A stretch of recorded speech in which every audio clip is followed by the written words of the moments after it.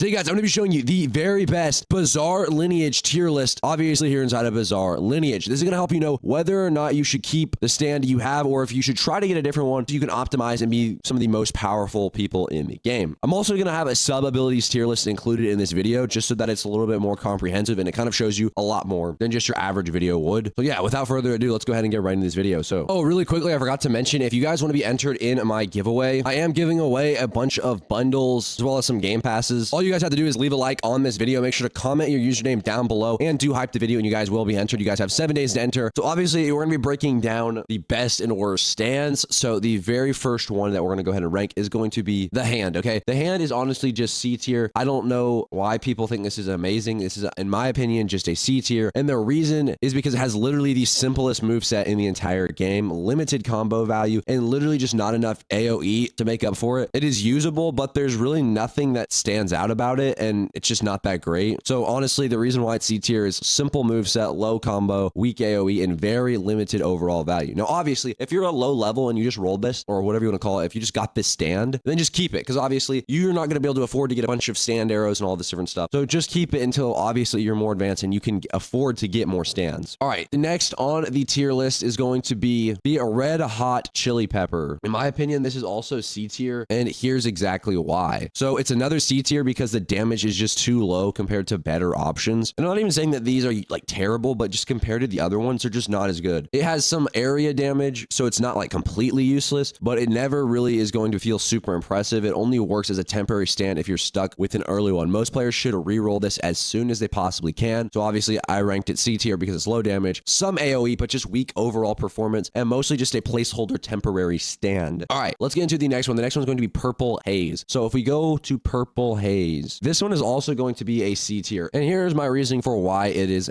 why it is C tier. So Purple Haze is a C tier because it makes combos kind of awkward. Now, this may just be my opinion, but a lot of its attacks push enemies away, which makes it harder to actually fight them and continue a combo. So this means that even like when it feels like it could be a useful one, it often just doesn't perform well, and it just makes it just a lot more annoying. I don't know, but it just doesn't hold up really well in fights. So because of that, it ends up being one of the weaker choices overall. Now, if maybe you're somehow an insane person and you're very good at this, I don't know, but then you could maybe rank it higher, but it's a C tier for me because the awkward combo flow pushes enemies kind of far away. It's hard to keep pressure and weak compared to better stands. So the next one on the list is going to go ahead and be Anubis. I think that's how you say it. And this is going to be our first B of the video. Some people may rank this higher. Personally, I think it's just a B. Anubis is ranked B because even though it's cool and has decent target damage, it lacks AoE and is not very strong for farming. It can be fun for players who like the sword style and custom attacks, but for just meta of view, it doesn't really compete with well stronger stands. And it's just kind of more of a fun pick than like a top tier pick. I still think it's a decent stand, don't get me wrong, but I don't think it's just like insane. So obviously why it's B tier: fun moveset, decent single target, lacks AoE, weak farming value, more fun than strong. However, don't get me wrong, it still is usable and it is still decent. It is still a pretty good stand, but it's just not up there competing with the other ones. So just keep that in mind when you're watching this tier list video. All right, so the next on the list is going to be the Golden Experience. The Golden Experience, in my opinion, is going to be a C. This is just my opinion. Again, obviously all of these are my opinion, but let me kind of explain to you why I wouldn't recommend using this and why it's kind of just C tier. It goes in C tier because while it's safe and has healing, which is good, it's good that it has healing, its damage is just so low compared to other stands. The healing does not really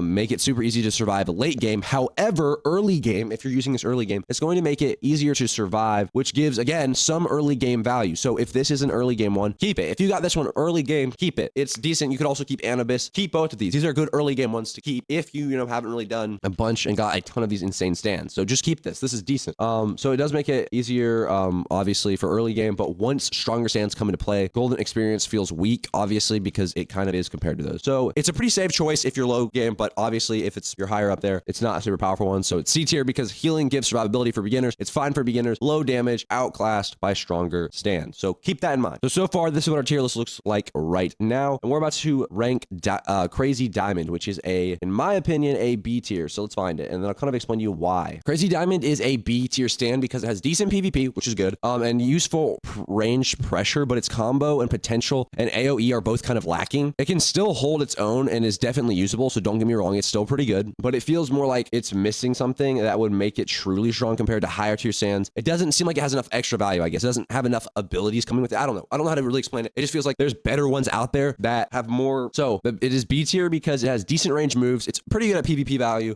weak AoE value, weak combo potential, very much usable, but not top tier. So again, if you were to get this mid game or early game, keep it. This is a good one to keep it mid game or early game. All right, the next one is going to be Star Platinum. Let's go to Star Platinum. This one is also, in my opinion, very much a B tier one, and I'll kind of explain why, like I have for all the other ones. Star Platinum is also B tier. It has strong single target PvP, has a solid combo potential, but it struggles more in PvP because of its weak AoE. So if your main focus is PvP, Star Platinum can still do decent. It just has to have enough damage and combo power to be threatening in fights, I guess. But for long grinding sessions, it feels slower than stands with more group damage. So obviously, if you're in the right situation, it's good, but it's still not the best all-around stand. So again, if you were to get this, let's say mid-game or early game, keep it because it's good. So strong single damage, good for PvP, solid combo potential, weak AoE, and slower for PvP grinding, but obviously it's still pretty good. All right, let's head over to the next one. This one is going to be Magician's Red. Magician's Red right there. So this is placed at B tier because it has a strong early game stand with decent AoE, decent damage, and can help with crowd control. It can help a lot earning money in the like kind of mid game, beginning game, and it's pretty solid stand to work with while progressing. It's not weak by any means, but it does not hold up as high as higher tier ones would. It's good to use for a while, but eventually most players will want something better. So great for early and mid game progression, decent damage, some AoE and critical hits,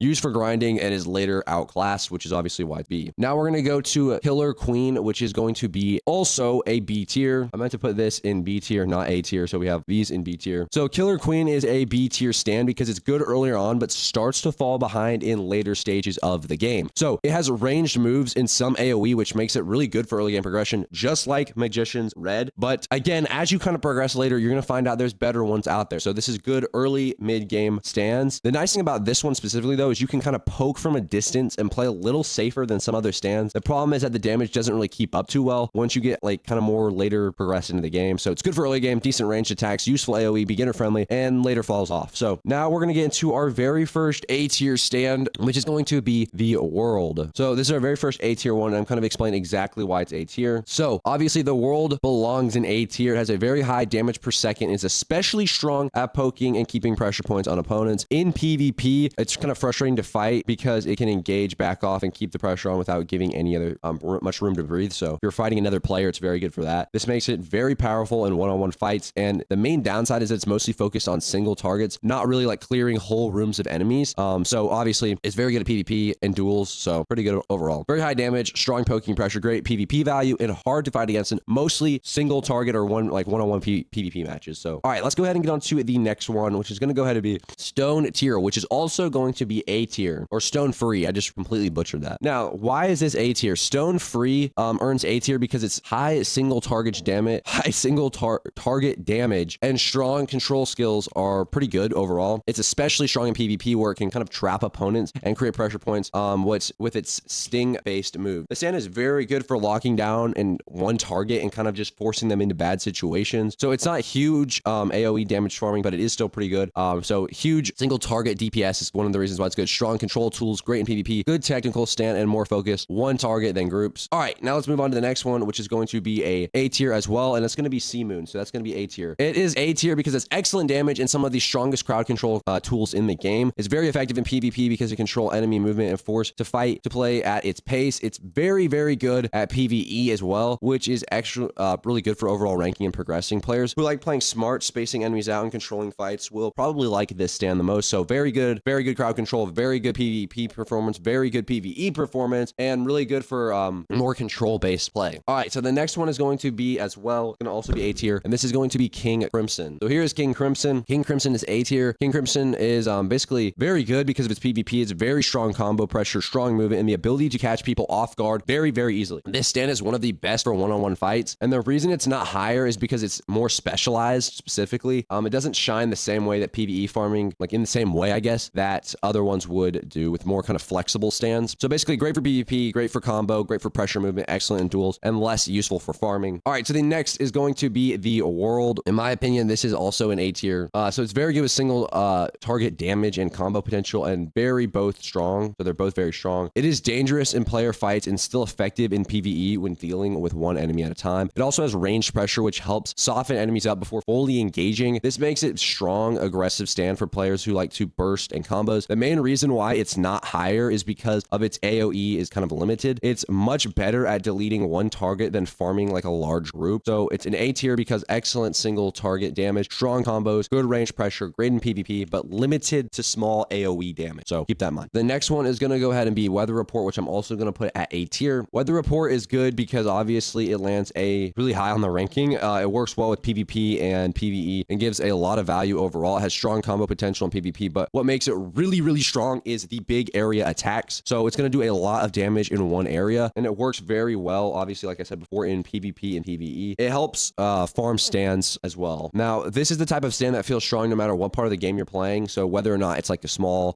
beginning game, early game, whatever, it always feels good overall. So it's consistent, flexible, good combo potential, large AoE attacks, and strong in both PvP and PvE. So keep that in mind. Now, this is going to be our very first S tier rank, and that is going to be Made in Heaven. Not supposed to say Made in Heaven. That's like a typo, but you guys get the picture. Made in Heaven. So there we go. Made in Heaven is our very first S tier. So it's S tier because it has insane speed and mobility, extremely strong in PvP, excellent gap closing, very hard for enemies to react to, and not super strong in mob farming, but obviously still super strong, and that's why it's S tier. So highest tier stand on this list sitting at S tier. This stand is completely overwhelming in PvP because of how fast it moves and how easily it closes the distance. Its mobility is the biggest reason why it ranks so high. It can chase players down, stay on top of them, and make it extremely hard for them to react in arena fights. So that makes it really good. Its weakness is it's not super great for PvE farming, but it's still very good. I mean, I'm not gonna lie to you, it's still very good. So its downside is still really good. Like it's just not very bad. It's just very good. I mean, I'm just gonna be honest. So very good at PvE strength. It's so high that it still deserves the top spot. So yeah, very, very good. Let's move on to the next one. And then the next S tier is going to go ahead and be White Snake. Right here we have White Snake. This is going to be S tier because it does one of the strongest and most complete stands in the game, and it does very high damage, has strong control, and performs well in PvP and PvE. One of the main reasons why Snake is so strong is because it can keep enemies under control while dealing constant pressure. Sorry, it's the morning right now and my brain's kind of just mush. It has the kind of moveset that works in almost any situation, and it can handle bosses, farm mobs, and it's pretty much dangerous to any player that you're going up against. This is one of the safest top tier stands to keep because it's very, very few weaknesses. If you pull White Snake, you are very, very lucky and you're in a good spot. Good all around damage, strong control and pressure, useful in both PvP and PvE, very reliable in pretty much every situation. Now we need to move on to the sub abilities. That is all of the main ones, but now we need to move on to the sub abilities, which there's only 4 of. So if you made it this far in the video, stick around for a little bit longer so I can show you all the sub abilities and why they're ranked the way they are. All right, so the next on the list is going to be Human, right? So this is going to be for the sub tiers. Human is pretty much the lowest tier. It belongs in C. It's not that good. It's just the base default. So honestly, I would put Human in D tier instead of C tier. When I was planning this video, I was thinking about putting it in D tier, but honestly, or C tier, but honestly just put it in D tier because it's just basic. It can be in C or D. I'm just going to put it in D tier because it's just the basic thing. It gives the least value compared to other ones if you're comparing all the direct. It's just the weakest overall option, guys. I'm going to be honest. Next, we have the Ripple, which is going to be right here. This is going to be B tier because it's kind of unusable after a certain point. It can still help, but it's not as good as Vampire or Cyborg. This is more of a middle ground option. It's not bad, but it's not good at all. So decent option, usable in some setups, not as strong as the top 2 though. So keep that in mind. It's just good. It's just decent. Just keep that in mind. It's just good enough. Now the next one we have is Cyborg, which I'm going to go ahead and rank kind of at A tier. Cyborg is kind of A tier to me, mainly because it's still very strong, but not quite as strong as the next one. It's very solid choice if you want a sub ability that adds up. So honestly, Cyborg is very good in my opinion. I would use Cyborg if I were to get it. Use Cyborg. It's good. Now, obviously, your end goal should be to get Vampire, but yeah, definitely use Cyborg if you get it. So that leaves the very last one on the list being Vampire, and this is going to be S tier right here. As you guys can see, this is the sub ability. Vampire is going to be S tier. I don't think I have to explain why, really. It's very good. It's the best one in the game. It's just the best, guys. Best for good stands, best for overall value, most powerful sub ability option. So just really good overall. Anyways, guys, I hope this video did help you guys out. If it did, please do make sure to leave a like on this video, hype the video, comment your username, all that good stuff, and I'll see you guys in the next video.